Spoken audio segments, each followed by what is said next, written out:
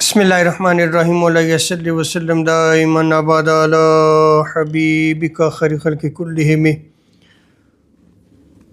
اللہ رب العزت کا بے پایاں لطف و کرم اور احسان عظیم ہے کہ جس نے ہمیں آج کی بابرکت محفل میں اکٹھے ہونے کی توفیق عطا فرمائی، سب سے بڑھ کر یہ کہ ہمیں دولت ایمان سے بہرامند فرمایا۔ آج ہم گفتگو کریں گے کہ جب بندے پہ نزاع کا وقت ہو، یعنی وہ بندہ جس کا وقت قریب ہو موت کا اور اس کے پاس جو احباب موجود ہیں، خاندان والے لوگ موجود ہیں، تو انہیں کیا کرنا چاہیے؟ ہمیں ان چیزوں کو سیکھنا چاہیے۔ ان کی تعلیمات بھی آقا علیہ الصلوۃ والسلام نے ہمیں عطا فرمائی ہیں۔ بندہ اس دنیا میں آتا بھی ہے اور پھر اس نے جاننا بھی ہے۔ جب اس بندے نے جاننا ہے تو وہ جو اس کی رخصتی ہے اس دنیا سے، جو جاننا ہے وہ بھی شریعت کے مطابق ہونا چاہیے۔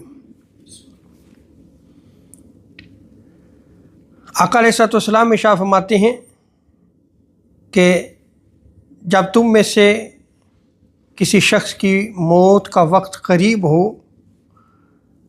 تو میت کے پاس عورتوں کا اکٹھا ہونا یا ان کا مجمع لگانا یہ اچھی بات نہیں ہے۔ دوسری روایت ہے حضرت عبداللہ ابن عمر رضی اللہ تعالی عنہما اس روایت کو نقل فرماتے ہیں کہ میت کے قریب عورتوں کا جمع ہونا، وہاں اجتماع کرنا، اکٹھے ہونا یہ اچھی بات نہیں ہے، اس لیے کہ وہ ادھر ادھر کی بات کہیں گی۔ اب یہ بات سمجھنے والی ہے کہ عورتوں کے اجتماع کو کیوں جو ہے وہ منع کیا گیا کہ وہ وہاں اکٹھی نہ ہوں۔ حضرت عبداللہ ابن عمر رضی اللہ تعالی عنہما نے اس کو واضح کر دیا کہ وہ ادھر ادھر کی بات کہیں گی۔ اب ہم اگر اپنی سوسائٹی میں دیکھیں تو موت کے وقت میت کے قریب اکثریت اجتماع عورتوں کا ہوتا ہے، اور اس اجتماع میں پھر عورتیں جو ہیں وہ بہت ساری غیر شرعی باتیں کہتی ہیں۔ جیسے میں ایک ہی ایگزامپل دوں گا، بہت ساری مثالیں تو یہاں میں دے سکتا ہوں لیکن ایک ہی کافی ہے، اور یہ میں نے خود اپنے کانوں سے سنا ہے تو سر میں جو ہے وہ اس کو بیان کر رہا ہوں۔ میں ایک میت کے قریب تھا تو عورتوں کا ہی اجتماع تھا، تو ان میں سے ایک بوڑھی عورت وہ کہتی ہیں اس کو زور زور سے کلمہ پڑھائیں، اور پھر وہ میت کا نام لے کے جو ہے وہ اس کو کہتی کہ اے فلاں تو جو ہے وہ اونچی آواز سے کلمہ پڑھ، کیوں نہیں کلمہ پڑھ رہا؟ تو آپ اسی سے اندازہ لگا لیں کہ جہالت کس قدر ہے۔ اسی لیے حضور علیہ الصلوۃ والسلام نے کیا ارشاد فرمایا کہ میت کے قریب جو ہے وہ عورتوں کا اجتماع جو ہے وہ اچھی بات نہیں ہے۔ اچھا، اب طریقہ کیا ہے؟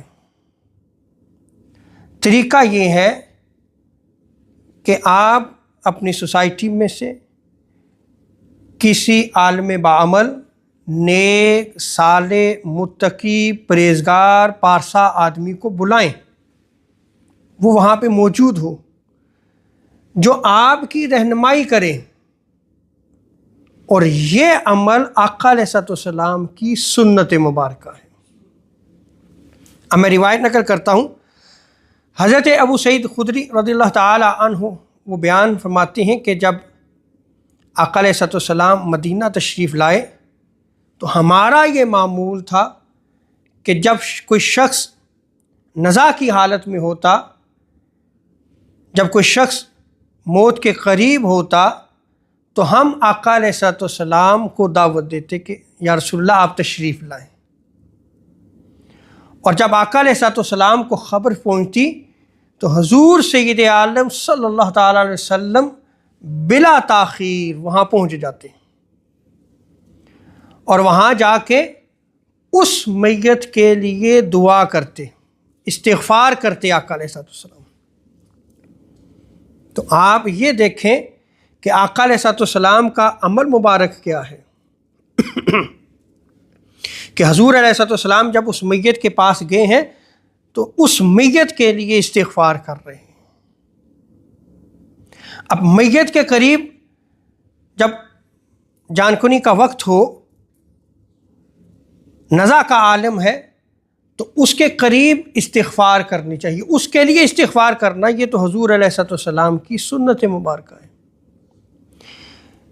یا پھر اس کے پاس جو احباب موجود ہیں انہیں سورہ یاسین پڑھنے کا جو ہے وہ کہا جائے کہ آپ سورہ یاسین پڑھیں، یا قرآن مجید کی دیگر آیات پڑھنے کا بھی آپ جو ہے وہ تلقین کر سکتے ہیں.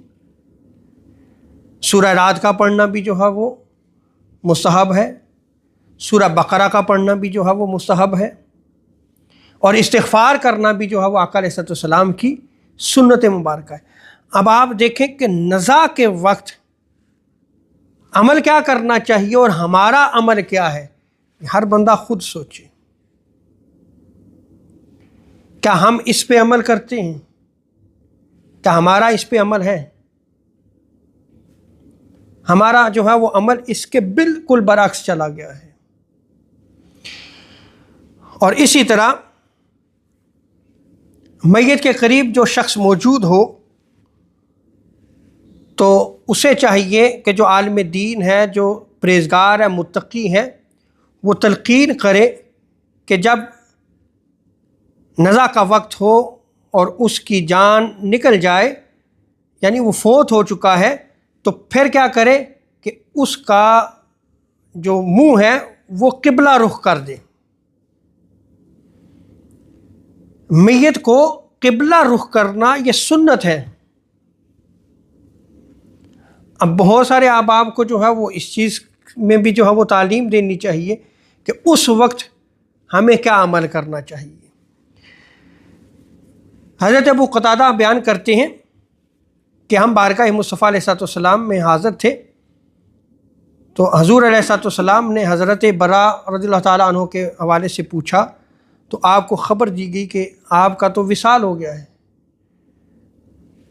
راوی بیان کرتے ہیں کہ بیان کیا گیا یا رسول اللہ، جب آپ فوت ہوئے تو آپ نے وصیت کی تھی کہ میرا منہ جو ہے وہ قبلہ رخ کر دینا.